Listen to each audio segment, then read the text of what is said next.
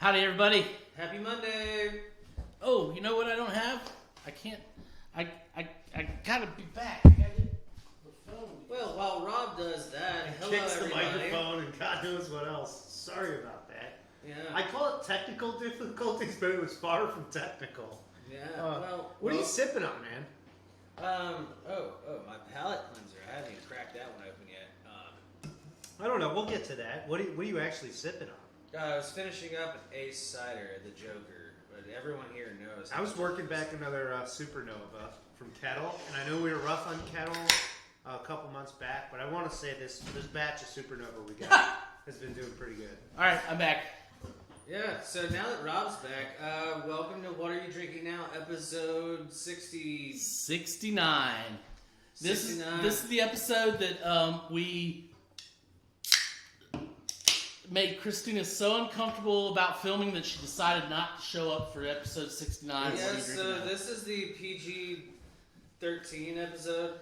Yeah, she was afraid of what comments we might make and turn her all shades of red. Oh, let's just give them the truth. Kristina has to open the Hey, shop Duana. tomorrow, and that's the real deal. Oh, yeah. But no, it is. Let's go with the Sorry, I don't know if I got a peppercorn. Yeah, let's suck go. or Let's what. just go with the fact that she was afraid that we would embarrass her. She doesn't like us anymore. Josh, can you turn that off? Otherwise, Nick will get enraptured. We were not ready for this. We accidentally left the TV on. They're awesome.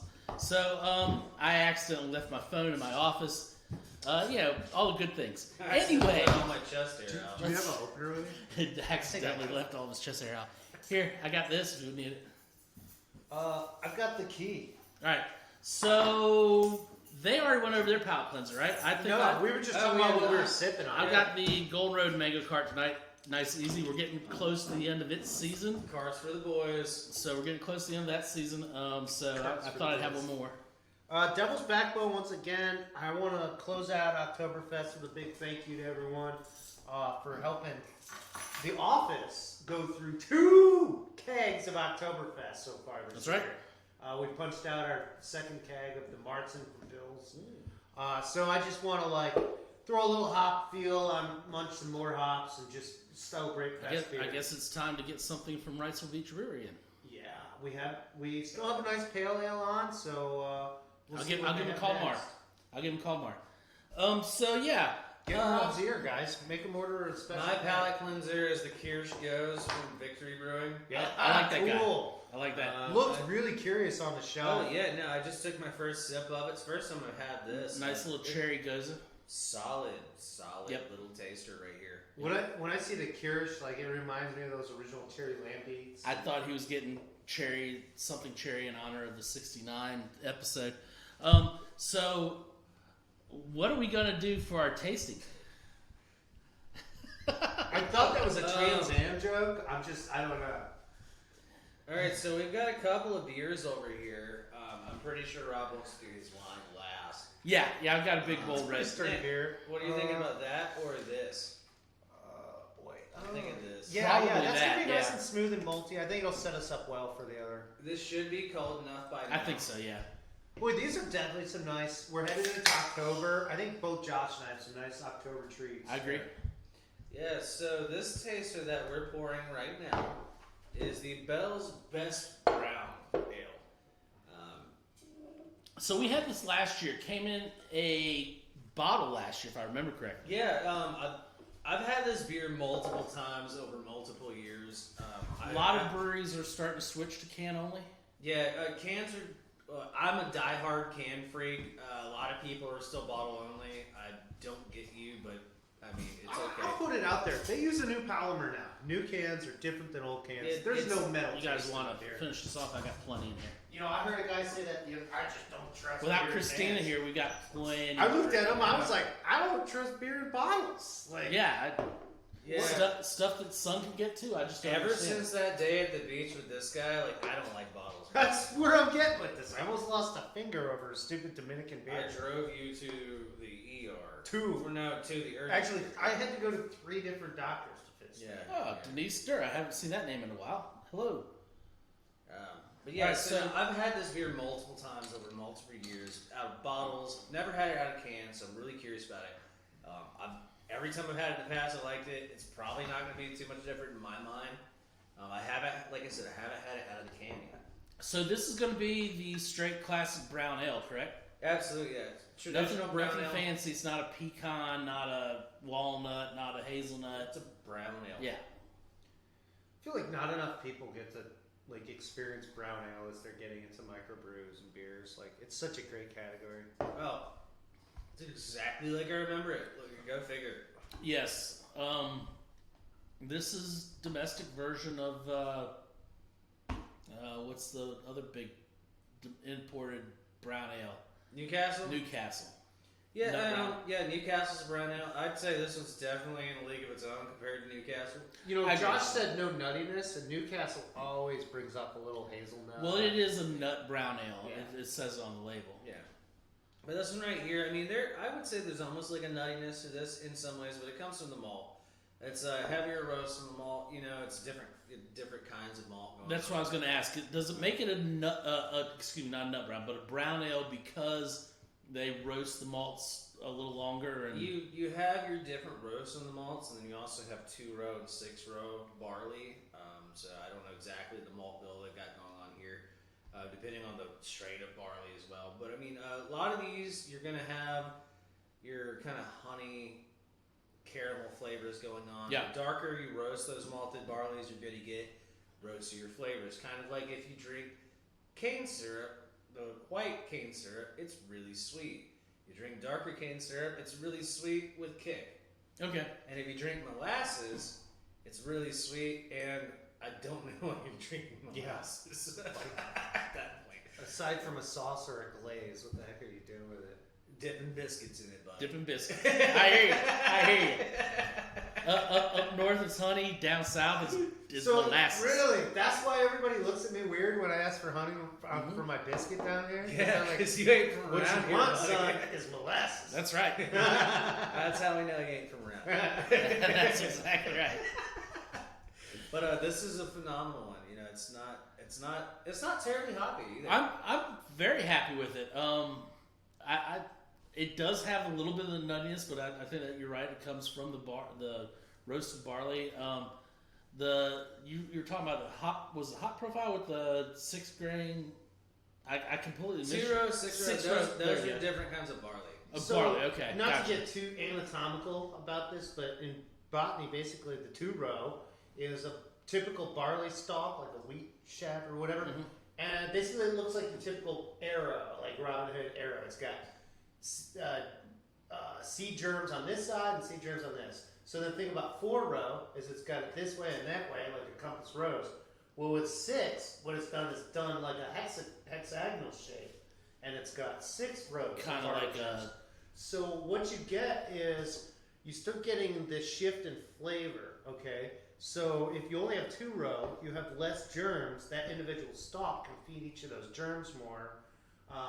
But you're also going to get hardier fiber walls and things like that because you have bigger germs. It twists up kind of like a DNA. That's strain. right. Once you get into 6-row, they start twisting. They start having shapes to uphold that. You can get a lot more, basically like seed product, the wheat germ, the actual corn of the crop. Yeah, the actual sugars and stuff. You'll get more bang for your buck with 6-row. Gotcha. Yes. With 2-row, you'll get more individual flavor. It's kind of like grapevines. Yes. When you can get more grapes if you just let them grow out, or you can pick and choose. Or you can prune and get quality grapes. That's why I said it's Gotcha. balanced. There's not one better than the other. There are brewing purists who are like, it's 2-row or nothing. Yeah, it happens, but I mean that's a huge rabbit hole we could go Okay. down with that one. It's basically less industrial farming to use 6-row. This was an incredible feat in farming because think about it, it's 1/3 less plow space basically. Sure. If I can get 3 times as much crop on my individual plant. Now, one thing I gotta say about this beer that I really like, it's just drinkable, man. This is So I want to put this out there. To me, this falls right in line with the Fest beers, the Marzens, not because of when it was brewed and being a lager and so forth, which this is not, but it goes. I think this is not a summer beer for me. This is a fall beer. This is something I'm going to want to drink when the nights get a little, and it's a little thicker, but not huge like a stout. Yeah. What I like about a brown is there's some hop in here, but the hop is really meant to just match up with that malt profile. The malt profile is so deep and complex. Yeah, there's sweet and caramel, but I'm literally getting bitter tones out of the hops. And I think that's part of what Josh is talking about. Once you start roasting those hops, especially with different row grain and stuff, you start expressing all these different permeations from it's basically like it's got a lot more body. Like with the malt grain, like malt bill in this, like the beer itself feels thicker than your lager, your typical lager, your typical ale, something like that. So it's got more body. It's a little more filling when you drink it. But I mean, as a flavor profile, it's pretty neutral. So if like if you've always found yourself being one of those people like I don't like the dark beers, and you've had some bad experience with dark beers, I agree with you 100%. This is a great gateway into drinking something that's a little darker than what you're used to color-wise. But the flavor is not super heavy. So this is going away from your summer IPA or blonde ales to something that's a little more cooler weather oriented, a little more sausage weather oriented. You know, as far as like sausage, I'm thinking like shepherd's pie. This with like some nice beer braised brats. You could even braise brats in this. I smoked a couple more, another pack of brats this past weekend. I've got a couple in the refrigerator. I could braise them. I could just glaze them. I could spicy brown. Yep, spicy brown on a bun. Little spicy brown horseradish. I found this spicy brown horseradish mustard. That's another thing. Brown ales are gonna hit with everything, like honey mustard sauces, with like any kind of barbecue sauce. You can just tuck it right in. These are great food. It's got a good belch factor. Yeah.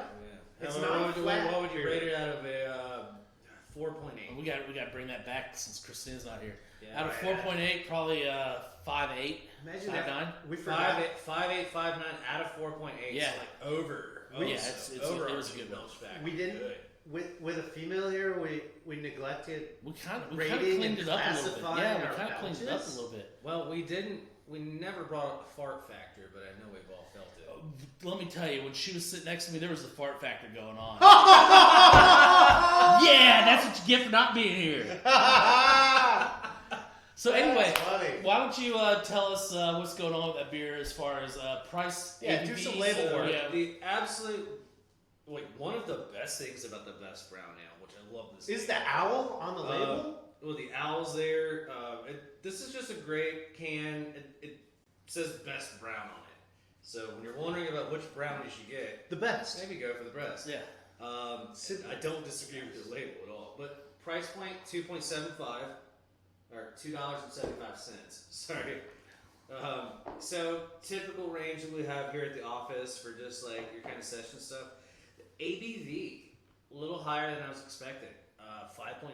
Really? I like that. So I kind of was looking at 4.3 on that. I was thinking around 5.2, but it's a little higher ABV. It's definitely masking it. I'll tell you that. That is definitely where the boys in Kalamazoo have done us a favor. Both shelf life and the best brown. This is cool. I don't see this on cans a lot. Underneath the ABV, it says shelf life 6 months. So that's another thing about browns is they're really well stabilized. That also tells you that this is probably not pasteurized. It could be pasteurized, but it's one of those things where it's like I would have thought if it was pasteurized, it'd be able to be longer on the shelf. Absolutely, yeah. So like 6 months. I mean, maybe it is pasteurized. Odds are if it. I mean, I'm thinking 6 months is a long time for being on the shelf. What's funny is it says 6 months, but does it date the can?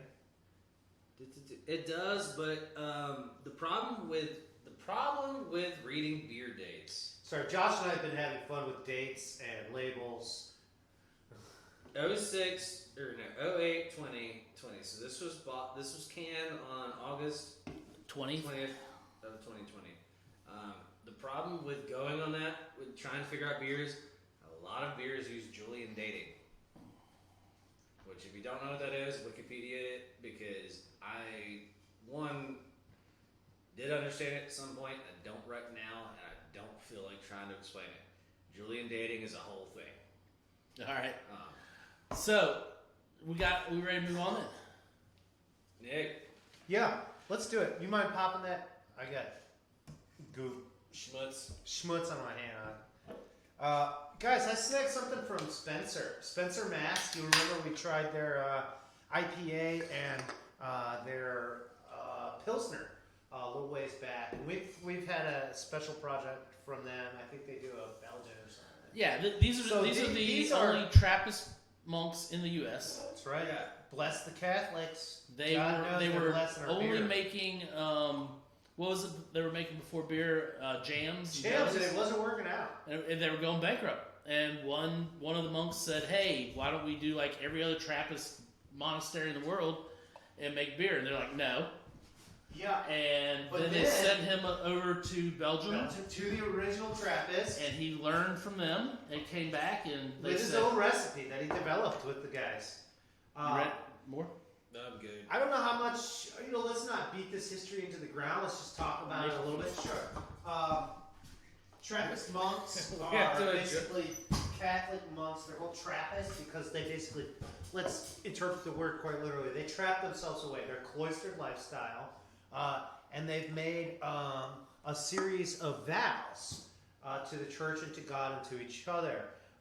Chastity, silence, poverty. So all the money that's made brewing this beer is only just to support the monks. They were thinking they had to close this cloister down, this monastery, the Spencer Monastery, named after Spencer, Mass. I think they actually have it has like a whole, what the monks actually are. We'll get into that. I can't remember if it's of the cross or what group there. But anyways, there's like 13 recognized Trappist breweries still existent in Belgium and one in America. So you're saying like this is like a 501c? Pretty much. It's But 501A. 501A because it's religious. So let's get to the beer because I got one thing to say really quick. Yeah, let's lead it off. Let me get a sip. Wow. I love the smell. I'm blown away by the smell. The flavor profile on it. Oh, God. There's pumpkin that rolls through. This is the first time I've tried this. So there's pumpkin that rolls through. This is very different than No bitter. pie And what normally will put me off on a pumpkin ale is there's bitterness on it that detracts from the pumpkin. That's like in its own thing. Yeah. There's and we hopped it. So this pumpkin rolls through and there's a nice round finish and the pumpkin is staying with me. Dude, So the pumpkin is like full fruit, real pumpkin. And like this isn't big like the Southern Tier Pumpkin where it's a pumpkin pie experience. But this is just a straight pumpkin ale. Yeah. The spicing is kept mild and friendly, keeping the beer centered to the adventure. Now, do they call this an ale or is it something else? It says ale. Yeah, okay. So this is a pumpkin ale. Brewed with pumpkin and spices. I love the name too. I'll tell you what, this tastes... Monkster. Yeah, Monkster mash. Oh my Monkster God, I mash. didn't see the K earlier. We did Oh my God. It's not a T. When I was putting it, when I first ordered it, I thought it was Monster Mash, and then when I was putting it into the inventory, I was like, "That's a K. That is so cool of a name." Yeah, Monster no, Mash. that's amazing, and the can is cool because it's yeah. Jack and Lantern. I'll tell you what, this tastes like a properly made Belgian beer with pumpkin in it. Mm-hmm. Because Belgians know how to use spices without getting them bitter. Think Belgian wits or any number of other Belgian ales. Where else do you taste cardamom in beer? Exactly, but why would you put that in beer? But Belgians do it, and it comes out, and Belgian comes out perfect. They started putting coriander in the beer because the beer already had that spice to it. They're just like, oh, we can mimic it. Well, the thing about Belgium is in between France and Germany. So, like, the Germans taught them how to brew beer, and the French gave them a palate. There you go. I'll go with that. I am sure thoroughly enjoying this pumpkin beer. This is single-handedly one of the better pumpkin beers I've had, probably in my life. So I won't go there. I'm gonna say for this year though, of the pumpkin beers I've had this year, I'm going to put this in the top 3. I think this leagues above a recent entry into our pumpkin beer. I mean, system. I think the Pumpkin is my favorite just because it closed out everything. It checked all the boxes. The imperial factor that is always huge.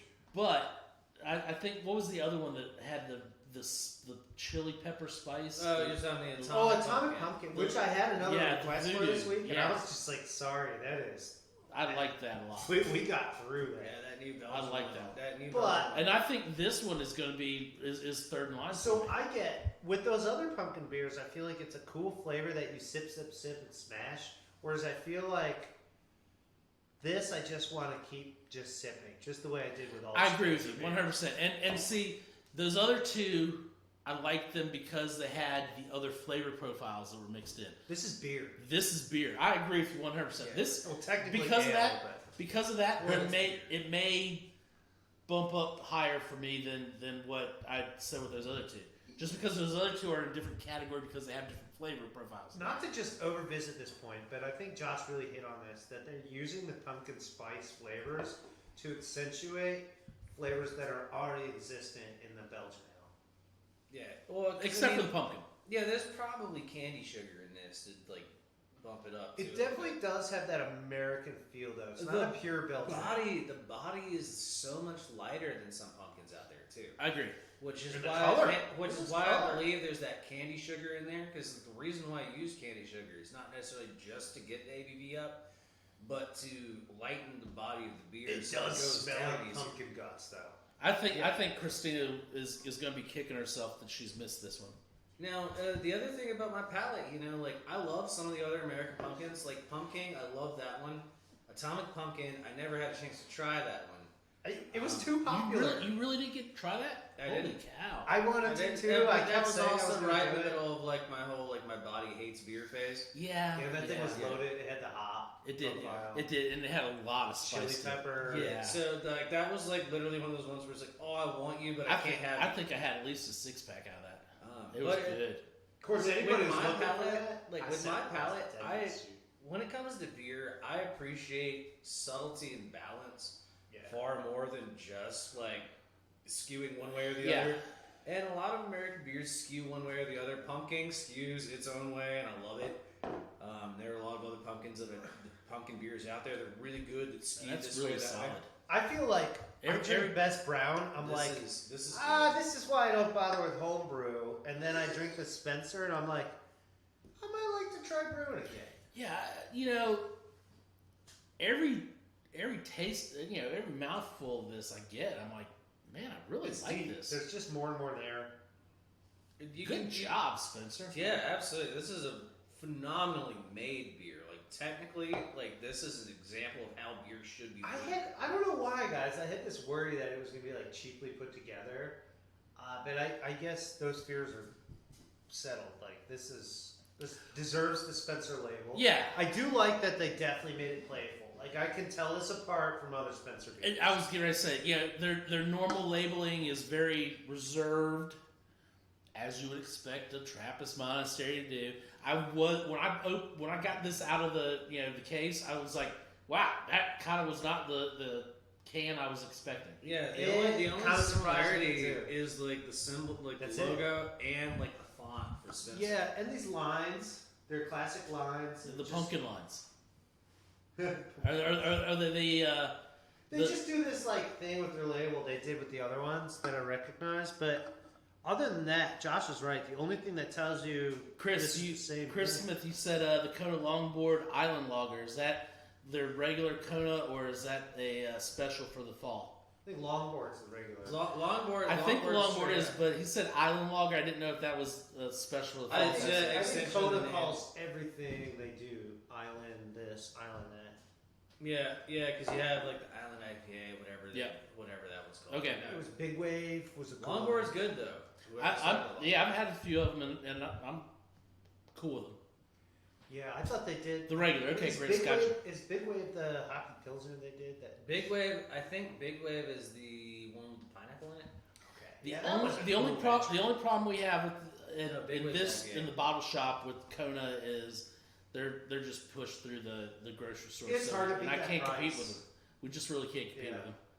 Maybe if they drop something special that's not going to be out Exactly. there. If they drop a limited release or something, I would love get to into see. it. I mean, just while we're on the Kona coffee, Kona beer, Kona coffee in Hawaii. I'd love to see like a coffee porter from Kona. This is a really good beer. Man, that right down the last sip, that was good. So, extra info. Nick wants a coffee porter from Kona. All right, so are we ready to go to the wine? We didn't talk about price on this. Oh, okay. Yeah, go ahead and work on that first, Nick. It's not going to break you. It's a $4 pint. Cool. ABV. ABV is nice 35.2. So that's not going to break you either. Like this is a drink to play beer. I can have a couple of those tonight.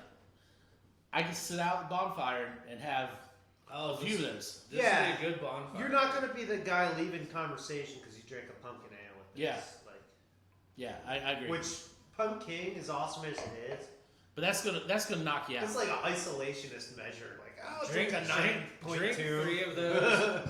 Drink 3 of those and maintain a conversation without bringing up politics once. Yeah, yeah. You get deep into that with well you actually almost picked the The Southern suit and Pines. tie, yeah, the suit and tie, yeah. And let me tell you, that is a great beer, but we would really be like out of our gourd by the time we finish this show. Halfway hammer-faced. Oh, yeah, no, yeah, Dark Ages territory. Which, Yeah. if anyone knows about Dark Oh Ages, yeah, go we're back not and look at going our back there. yeah, go back and look at our episode on that one.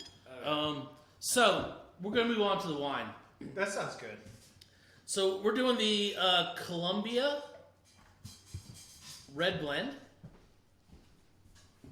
and as the name says, this is Josh is like getting real close. Josh, keep them low on my board. Low, gotcha. Just like a half. Yeah. More for me and Josh. I'll let you know if I need more. Okay. I'm staring at Ooh, 3 gosh, the different open beer containers. nice so. little belch factor there too.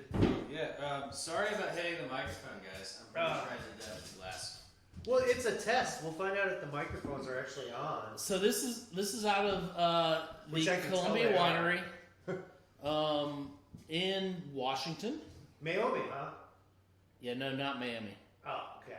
I thought you said something there. I was just It's out trying of to check in. It's out of the Columbia Valley. And I was checking to see. Oh yes, it does have the blend in there. It is a blend of Syrah, Merlot, Cabernet Sauvignon, and Malbec. So, am I wrong in thinking, recalling a story from our distributor telling us that this is done from some of the old dogs, the original dogs in Columbia Valley, just outside of Richland, Washington? I don't remember all that. You Maybe I was too deep into the wine. Yes. I'm not the most Richland, familiar. Washington. All right. So, as you were, Nick, go on. As you were, This Nick. is done by some of the original dogs who grabbed Cali grapes and started doing them. Okay, In the so when Columbia you say Basin. dogs, I was not putting. I'm it not together. talking about now, two old dogs. now, or- now I've got you. Yeah, now I've got you. You're talking about Gun original dog winemakers wine, that moved to Washington. Yes. Gotcha. They figured this out. I do remember the story now. Uh-huh. I do remember the story now. Yes, you're right. Go with it. What's fun about moving up to Washington versus Cali is number one, you're going to change your dirt. You're also going to change your angle of incidence from the sun, and you're close to that 45 parallel line, especially when you're right on it down by Richland, which is the thing that Willamette Valley, Columbia Valley brags about, is being on the 45th parallel is the same as Bordeaux country. So your Burgundies, your Bordeaux. Interestingly, your northern the wine Finger Lakes country. do the same thing. Absolutely. And so does southern Wisconsin. Some Which of the best the only reason- ice wines and Rieslings you'll ever Yeah. taste that never leave the state. And what a lot of people don't understand too is when you're talking about that region, that's one of your golden points of great survivability. Guys, I hate to go Yeah. back to the ice ages. This Without is having where the terminus of glaciers Yeah. were on our continental shelf. They left this incredible exchange of dirt. So well, you have beyond this beyond that, exchange with the sun. I'm talking about temperature. Uh-huh. At That's that right. 45th parallel, that's where the grapes love the temperature. That's right. It gets the right sun. It gets the right, the heat of the day versus the cool of the night. And then you move south. And you start getting these Exposures.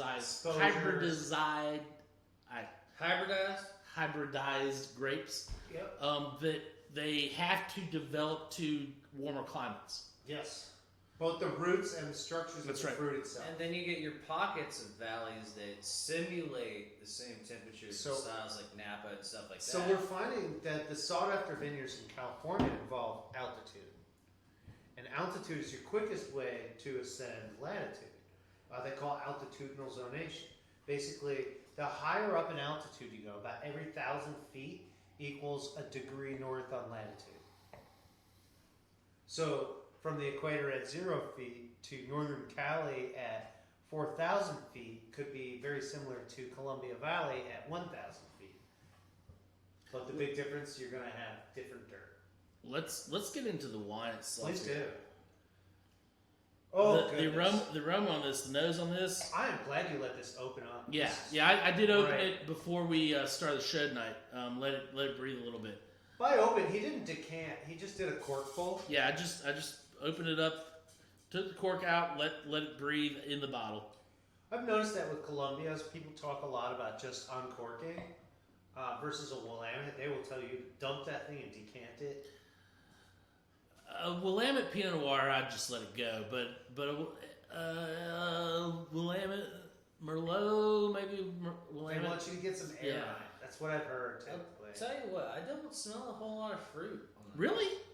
I get So- fruit, but it quickly gets muted into something. So here's my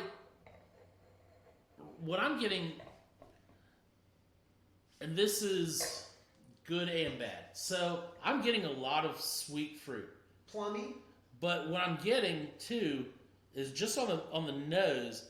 I'm getting what Willamette is known for is some extraction where they're trying to pull fruit out, and they're trying to. And so we're getting some sweetness. We're getting some cloyingly sweet fruit there, and yeah, a little plummy, but more So like that- overripe blackberry. That tone, I'm getting a lot of like date Okay, kind of date. Yes, date. I go with so date. where the fruit Date really fig pushes kinda into the stuff. wood, and there's this thing we And noticed there's- before yeah, that. there's Rob's wood. saying that's a sign of its extraction. That that scent. So Not quite band-aidy, but one of the problems I personally have with Willamette Pinot Noirs is the vast majority of them, the overwhelming majority of them, over extract. They keep running it through this process to pull out more and more fruit out of the grape and out of the juice, and they keep going through this process while they're going through the whole winemaking situation and process, where it over extracts the juice, so it brings out more sweetness to make it palatable to American consumers. Is there like a sulfuric aspect to the note? On the nose, Just like a brief hint. I'm not getting it, but I'm not saying it's not there, but I'm not getting it. so I guess someone would be curious to know like what sort of signs of oak does anybody get from this? And I don't really get I get a smooth texture, but I don't get the caramel tones. I get a little bit of like an anise, black licorice kick behind the fruit. For a deep red like this, it's an amazingly quick and I'm not gonna say crisp, but succinct finish. It doesn't just linger and linger. It just kind of really comes together. Yeah, so I'm getting a lot of the tannins. And again, that was my first sip, so I've got some other flavors I need to get off my palate. But first sip, I'm getting tannins of the Malbec and the Cab. The Merlot Definitely. is very muted. That's going to be the fruit forward, and the Syrah is going to be more fruit forward. Definitely. Maybe a little spice for The the Syrah. Malbec tannin is definitely there, especially as you give yourself a little like aeration and like tongue wash. But that peppery fades right back into that Merlot, as Rob was talking. So maybe what we're really experiencing is there's like this backbone of this Merlot in here. That Syrah's going to give you a little peppery too. But okay, that Syrah can Yeah. give you peppery and the Merlot, yeah, both of them. But I feel like the Merlot keeps backing that plumminess, and so The every Merlot's going to be direction more that- green pepper. The Syrah's going to be more black pepper, okay. like Alright. peppercorn type stuff. Yeah, And then yeah, green yeah. pepper. The predominant thing I'm picking up on the palate, like as far as fruit is concerned, I get like date, fig, Yeah, like jammy. Like when I say jammy, I don't mean like black, like necessarily blackberry jam or anything. Like I'm talking like sticky, dark fruit, like plum, date, fig kind fig of stuff. jam. Like, Yeah. I definitely see that. Yeah, Yeah, you know, if that makes any sense. and I would even go. The blackberry I can get a little bit of. Yeah, too, I would but go like a some lot of blackberry jam. stuff, like basically almost pomegranate too. Since you said it, I really I get can that pick that up. that date fig on the nose. I would almost put the Almost pomegranate in front of pomegranate. any raspberry. Yeah, almost pomegranate. Like basically any fruit with a seed that you eat that has tannins in the seed too is what I'm getting in this. See, that's what I'm going to say. I think this has been extracted a few times. So it's getting back down to even the woodiness within the fruit. And the stems. Yeah, yeah. I So wouldn't be surprised if there's stems involved. I think this does fall Do you into think the they did it trap. on a leaf? Oh no, they do it all. Just trying to use words we used last week. So. Yeah, no, I don't. I think they're falling into the trap a little bit of, they've got the juice. They're trying to make the juice into something that's more and more palatable to the American palate. This is going to be an introductory red for me. Yeah, so I definitely remember thinking that when I tasted this, and that's part of what I was talking about, where this finish doesn't go super deep. No, It's just got that little bit of spice, and then this like quick rounded end. It's not crisp like a white wine, but it doesn't linger much more than like a Spanish red. So I just feel like the tannins are coming more from like stems and seeds more so than lignin skin. growth. I actually If agree. that- I can't disagree with you on that If that makes any sense. because there's a woodiness to the tannins. Exactly, and there's nothing bad about that. That's a beautiful thing. Woody in without wine. just tasting like a barrel steak. Like I'm sure this spent a few months on oak. yes, but I'm not getting huge notes of Merlot on heavy toast American oak. Yeah, I don't think it's spent a lot of time in like new oak barrels. I think a lot of this is, if it did spend time in oak, most of it was neutral. Neutral? I'm going to agree with that. Or like neutral to the point of used, like 5 years. Neutral or like lightly used or Yeah. partially used kind of barrels. So I'm gonna give you the tasting notes on the I bottom. also suspect that it might have been barreled as a blend. So I'm going to give you taste notes on the bottom. It says our medium-bodied red blend I gotta agree with that. Yes. of Syrah, a grape we introduced to Washington. They are That- the old dogs. that's the old dog the part. note, yeah. Merlot, Cabernet Sauvignon, and Malbec has aromas and flavors of ripe dark fruits like blackberry, black cherry, and plum, which I think you mentioned most I of think those. we're feeling the plum and date a little more than blackberry. Balanced acidity and hints of toasty oak on the lingering finish. Now I'm going to say I don't get the lingering finish part of it, but I do get the Hints. toasty oak. I get the Where- toasted oak on the back end. Yeah, where When There- the wine's gone, I can get the oak. There is a little lingering. I'm getting it now. But when the wine's gone, the flavor is done. yeah. Okay, and that's an important thing to realize here. That's both good and something to know for people. Some people are like, I don't want to taste the same sip all night long. But I'll tell you what about this that I've got to give it like one major prop for. This is drinkable, man. Yeah. So I was just getting ready to say, again, this is an introductory red blend. Yeah. This is something that if people are coming in and they're looking to take something to a party that they don't want to I don't know what's being alienate served. people. I don't know who's there. And they want to take a red and white. This is going to be the red to suggest. Oh yeah. Take this to a party and let people. The ladies are going to love it. Sitting on the porch, and the guys are going to be okay with it.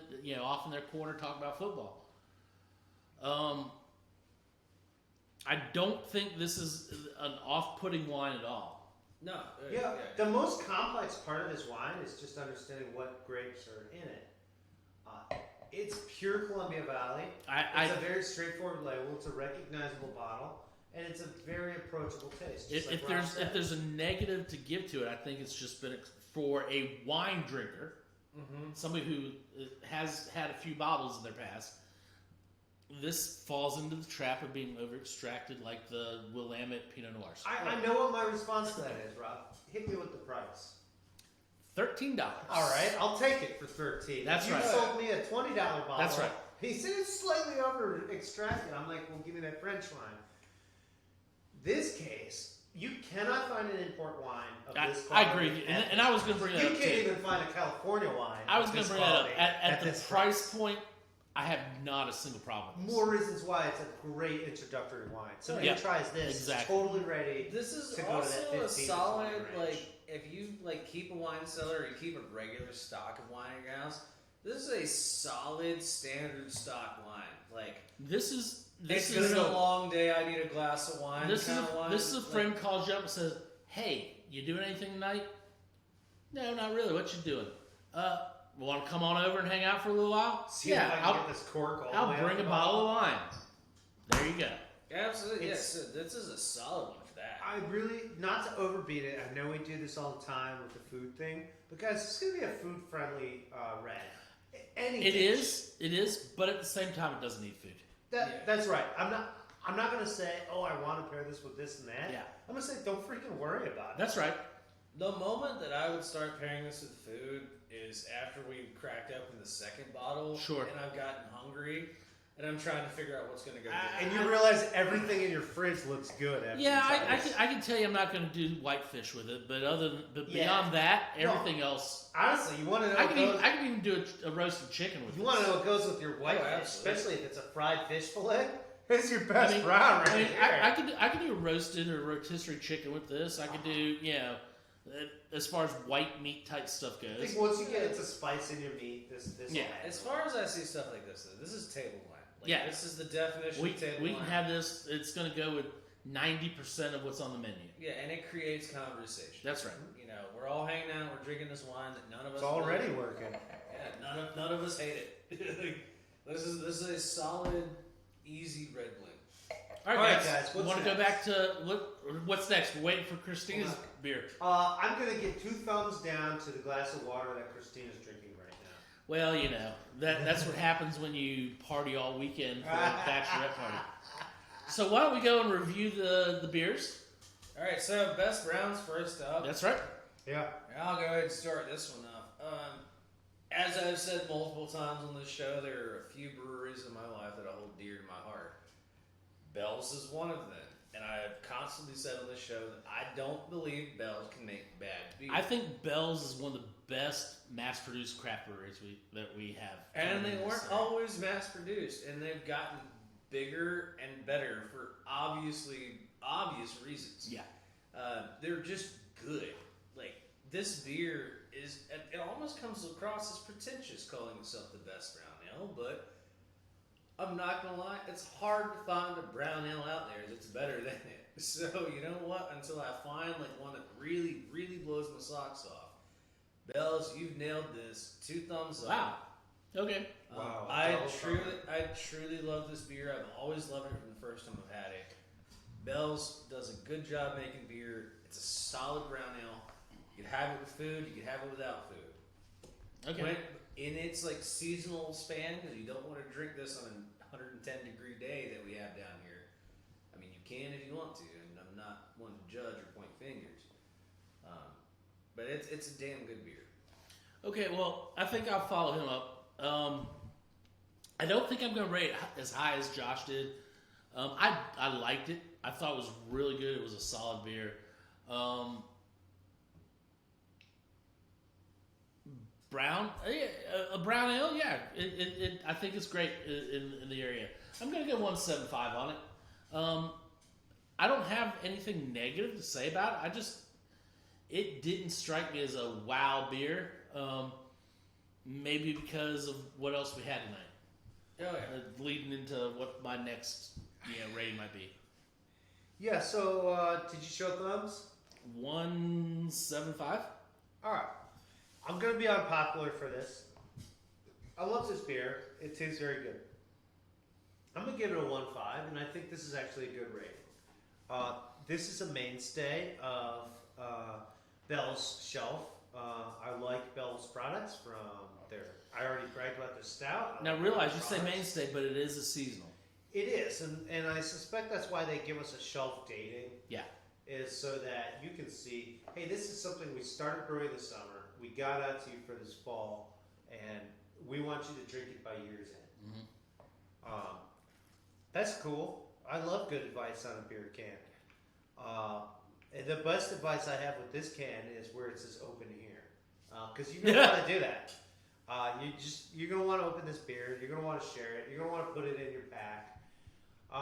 This may not be the feature of your 6-pack, but this is going to be a beer that you're glad you threw in there. Sure. When you're at 3 and 4 and you've already spent your $6 and your $4.75, what beer do you throw in for $2.75? That's right. Feel good about That's it. right. The best brown, and that's actually something that Bell's does great. Is they've got really good labels in each type of beer that's totally like food friendly, ready to go, people friendly, and price friendly. And like you can't lose with that formula. Yeah, I can't remember So the that's why I last stick with Bells 1.5. I don't want to like make you think Best Brown is something special that people are falling over to get. No, I want to tell you it's here right now. It's available and it's really good. And my favorite part of this, and it's almost worth a 1.6, is this is that much more campfire friendly in a can. I agree, and I can't remember the last time Bell's put out a beer that was more than base price. Hop Slam. Okay, Hop Breakfast Slam. stout. All right. Well, we've not been able to get the breakfast stout, but Hop Slam we have, and yes, Not that the- is. not the Breakfast Founders stout. Yeah. Okay, yeah. I was about to say because Founders got. I was gonna say, Yeah. yeah. I may have just crossed channels. Yeah. Michigan Brewery, sorry. Yeah, so Hop Slam, that is their one big limited Watch Founders release. be like, thanks for the mention tonight. But Bell's does a great job on pricing. I think they're, and that may be part of the thing of them being a mass market craft brewer, which there's nothing wrong with that. They're still doing the same processes they need to. I think you hit It's on the similar key to term. Sam Adams. Is mass market. They did not sacrifice their product to go big. They almost waited a little to figure out how to go big. Yeah. And so there was a Yeah. time when we can remember we all loved Bell's. You could get it at your favorite restaurant, but for just a second it was like hard to find on the shelf because they like got it out everywhere Well, we wanted to and go. granted, it's smaller than Sam Adams, but Sam Adams tries to keep that same tradition too. Yeah, the only Even thing though they're more grocery Sam Adams store. tries so hard to keep that tradition. They actually stayed out of Massachusetts state law. They opted out of a plan to change the barrel count or whatever to change microbrew. And basically Sam Adams said, you know what, we're going to stand behind the microbrewers that are also in this town, and we're going to make sure that this barrel count, that we're not part of this legislation because Yeah. we could affect where that barrel count would That's be. right. And so they almost created this super premium craft category, which it's a whole like debate. I don't know how I feel about that. In the But end. they Bell's could be in that I think so. quality, We that- see that- the New Belgium from Fort Collins. We see the Bells, and we see the Sierra Nevada. And we also see New Founders. Belgium's also from North Carolina now. Now, and, well, and, and so is Sierra and, we, Nevada. and we also see the Founders that comes in So there how too. soon before we get a Bell's brewery in Raleigh? Well, I wouldn't mind it. Okay, so let's go to the next one. The one I'm actually more excited about. Nick, your beer. Cool. I did love my other beers, but this beer is really awesome. I'm not a huge like flavored ale, harvest ale. I think I made this point. They're enjoyable. It's like something I want to do with the season. this is one of those, when I run into this, I'm like telling other people, like, oh my god, that Spencer pumpkin is different than those other pumpkins. It's something worth trying. Number one thing with Nick, when you get into spiced ales, it needs to be a beer first with spiced ales. Guys, that's literally how they labeled it. Ale brewed with pumpkin and spices. By golly, they brewed this with pumpkin. Like, for sure. Thing smells like a field squash. Like So this is Spencer. Where's Maryland? Spencer, Massachusetts. Which gets into the whole, why did Sam Adams to protect a Trappist brewery? Yeah. It gets down to that there was like a handful of breweries. Sam Adams was like, if we lose these, there is no point in us doing what we do. And they did it. They saved like brewers like this. Because it basically was about a tax and then how they could get their stuff in public places and distribution stuff we're still working hard on in North Carolina. That there are some breweries in North Carolina that have made huge headway. And by number one, just holding out from distributors. That's right. To make the deal better and to make Unfortunately, because they're holding out, we can't get them in this part of the state, but we would love to. The goal is to make sure that states like North Carolina get equal distribution throughout the state for product both developed in state and from out of state. Yep. And we're not quite there yet. I mean, we're by no means bad mouthing or talking, trashing those brewers that are holding out, because we completely understand We've got laws and we gotta appreciate change. the reason they're holding out. Business is still developing, and our breweries are getting bigger and better in our state. Well, I mean, if all the bars are closed, that means there's a lot of beer that could be sold, right? That's right. Well, that's true, but So we're now's the talking time about when two different things there. But let's get back to the Spencer. I'm sorry, I digress. I do, but these are topics we need to keep in mind when we try a beer like this. So we're trying a Trappist Monk beer down in the States, several states away. It's a treat that we even get this. This is just awesome. I agree. So for all the trash or controversy we'll talk about distributors, without them, guys, we don't have anything in our shop, and without them, we can't get So something what like was this. your rating? My rating, I want to give this beer a 1.7. Okay. I know I probably rated Pilsner and IPA, maybe it's just a little bit higher from them. I don't know what I did, but this so far is my favorite pumpkin beer of the year. And for the major fact that it is just a pure drinkable beer with some other fun on it. So I'm going to say, right off the bat, I alluded to this with the best brown 2, and here's why.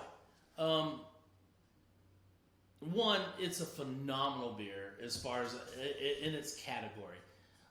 It's a pumpkin ale, and that's what they tell you on the can. It is a pumpkin ale. They don't lie to you one bit. The other thing is, I asked, it was from Massachusetts, but I'm pretty sure those pumpkins come from Ohio or Iowa or something like that. Probably Circleville pumpkins. Man. Because the pumpkin just comes through. And it doesn't hide anywhere. It's from it's from the nose, the first taste, all the way through. It's a well-rounded beer, and these darn monks keep making their beer in the same Belgian style, and they keep making it good. Oh yeah. Time after time after time. Every time I see Spencer come up, I'm getting it. Because I am happy we're able to get it. Because this is a quality brewery. And they've not let me down yet. So, 2 for me. Absolutely. So I'm going to go ahead, because I gave the Bells a 2, this one gets a 2.1.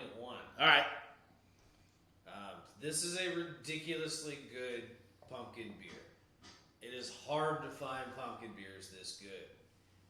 I even rated it higher than I probably rated the pumpkin this time. Yeah. I can't even remember how I rated the pumpkin. I think we all did 2 on the pumpkin, but yeah. But just for the sheer quality, and like when you drink this beer, even as a beer drinker, this tastes like people that knew how to make beer made this beer. Like it is exquisitely made.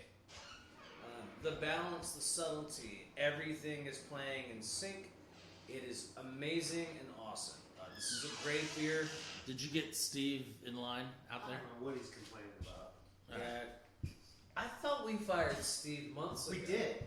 Guy hasn't been paid. Like, Is it like he keeps office coming back. space? Yeah, Like, he wants a stapler. I thought he the keeps coming glitch was back. going to work itself out. can we just Hell, I thought he almost burned the place down last week when we had the fire in the cooler. There was no fire. Jesus, can we just give the guy a stapler? I know, whatever. Anyway. This beer, amazing, and also for the $4 price point, the quality of this beer, you cannot compete with for $4. I You agree. can find a cheaper pumpkin beer Yeah. that's nowhere near as good, and you might be able to find a better one that's more expensive. I know those that are drinking the pumpkin that come in and buy it by the 6-pack. I'm not going to say I didn't want to say the brewery, but that other one. yeah, the other one. The one that looked like the stagecoach ready to. I think we get one of these in their 6-pack, and they're going to come back for this. Oh, absolutely. No, So- this is stupidly good. Yeah. Like, wine, Columbia Winery, the red blend. So for me, this is a decent little American red blend. I don't think it is phenomenal. I don't think it's superb. At the same time, though, I don't think it's bad by any means. This is right middle of the road. This is a very good introductory red wine.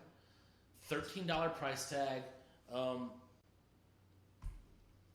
If you have somebody that is looking for, like I said earlier, a red and white to take to a little party, here you go. Here's your red.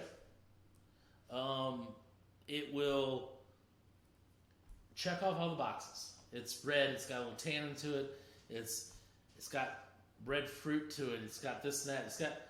But it's not going to be. It's not going to break your wallet. You know it. I think it's a decent little red. For a wine drinker, it may be a little over extracted, but for your average population, I think it's going to be a decent little red wine. I'll give it a solid 1 thumb up. There's nothing wrong with 1 thumb. I'm right in the middle of the road on that. I'll follow up. I thought it was a good wine, incredibly drinkable. Share this with your friends. It's gonna go okay with food. You don't have to make this the centerpiece. This is a fine bottle of wine to have behind it or before another bottle of wine. Whoa! Yeah. That was my fast beer. So I gotta say like a 1-2 is where I'm at. I don't have the experience palate that Rob has, so wine like this actually was very friendly, very appealing to me. Kind of just got me thinking about each different varietal. Your palate's pretty developed, though. I'll give you that. I mean, Yeah, as far as how much wine I consume, this just felt like a really friendly touch. And I started talking about Spanish reds, but then Josh got me to think about the whole table wine concept. And actually, I almost see this more like some of the Italian reds that we've tried that really just have that nice table feel, softness, not a long lingering. I'll go finish. further west than with you on that. You went east from the Spanish. I'm going west on Italian and going Portuguese reds. Actually, Without the over extraction. I mean, if you didn't extract this as like they do, I think it'd be It would be a good fun to maybe comparable put to this Portuguese next red. to like our Pax's Red Blend Yeah. or one of those Yeah. others, and just kind of look at the different feels we get. Yeah, this is a nice mid-afternoon red to break open, just like Josh says. You get home, throw in your Maxwell tape, kick back in your chair, Maxwell tape. blow the hair back. Gotcha. So I'm gonna stick 1-2. I'm gonna echo Rob on this one. Solid thumbs up. Since you brought up Portuguese reds, like this does feel like a Portuguese red. Like if the Portuguese red was like a 2x4 that I sanded down and took some of the aggression. There's off. the extraction. Exactly, yeah. Because with Portuguese reds, you'll get a little bit more aggressive tannins. Sure. I feel like Some splintering on the board. Or you feel like you picked that board up. You know? This one's a little bit smoother around the edges. In my mind, I kind of like it rougher, you know. Hey, hear that? Facebook. Josh likes it rougher. Yeah. It is episode 69. So Yeah. So where are you putting your thumbs? one thumb. One thumb. Solid, easy drinking, excellent red for $13. And if you're not even trying to think about what you're buying coming in, and you are looking for a red wine, this is one of the ones that you should be like, and that one. Yep. Pick it up, just throw it in your bag or your box. Don't know just how to walk finish your away. case. Yeah. You're Pick not up 2 gonna- of them. Whatever. The bottle's not going to have a glass left by the end of the night. It's not going to be one of those ones that you're struggling to figure out how to get rid of the rest of it. That's right. It's going to go down. Someone's going to drink it. It's an easy drinking. The host is going to drink it while they're putting the dishes in the dishwasher. Heck, I wouldn't Might happen mind. tonight. Heck, I wouldn't mind having a bottle of this and throw it in my marinara. Throw a little bit in the marinara sauce, and I drink the rest. Throw a little bit in you. All right. So that's going to bring us to the end of it. We are episode 69, and Josh has something to say to you. If you're watching us on YouTube, please remember to like, comment, and subscribe below. We appreciate all of you watching anything we do. We could use more attention in our lives. Yeah. we thrive on Clearly. attention. Don't get it. If you're watching us live, please, a couple people tonight commented. I picked up a couple of comments tonight. Chris, you were one of them. We talked about Kona. Please, if you're watching us live, go ahead and comment. We will interact with you. us. We will definitely interact with you. You're all far better than the Twitch crowd ever was. Yeah. So, anyway. And don't be afraid to tell us what you're drinking now. That's right. We would love for you to interact with us and let us know what you're drinking now. I'm thinking maybe Chris was drinking the Kona. I think he was. And that's why I brought it up, which is great for him, and I would I'm thinking share in a the beer with him. future we need to have a section where we talk about what people are drinking. There you go. So that was episode 69 for us. We are sans Kristina. She had a bachelorette party and really had too much fun tonight. This past weekend. That's right.